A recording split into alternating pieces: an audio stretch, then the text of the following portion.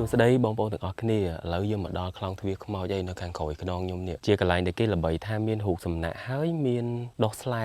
ចេញជាសក់អីហ្នឹងអញ្ចឹងយើងមកដល់ហើយដើម្បីរកថាតើរូបសំណាកហ្នឹងនៅណាព្រោះល្បីយូរហើយតែខ្ញុំអត់ដែលបានមកដល់ទេអាផ្លូវដែលយើងចូលមកហ្នឹងក៏វារៀងអាលាក់បន្តិចតែអត់អីទេតែមួយផ្លេតទេអាចជិះប្រហែលជា5នាទី10នាទីហ្នឹងចូលមកដល់ហើយបើជិះឡានណាតែផ្លូវហ្នឹងសម្រាប់អ្នកជិះម៉ូតូជិះកង់អីក៏បានដែរអញ្ចឹងឥឡូវខ្លងទ្វារហ្នឹងនៅខាងក្រោយខ្នងខ្ញុំយើងចូលទៅមើលកន្លែងរូបសំណាកហ្នឹងទាំងអស់គ្នាតោះ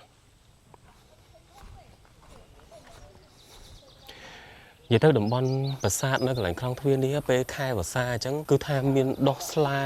ឡើងបៃតងស្អាតមែនតើហ្មងគ្រប់ថ្មទាំងអស់សិតតែមានដុះស្លែនេះកន្លែងរូបសំណាកហ្នឹងឯងដែលមានបងប្អូនយើងកំពុងតែថតនៅនឹងគ្រប់គ្នាអញ្ចឹងណា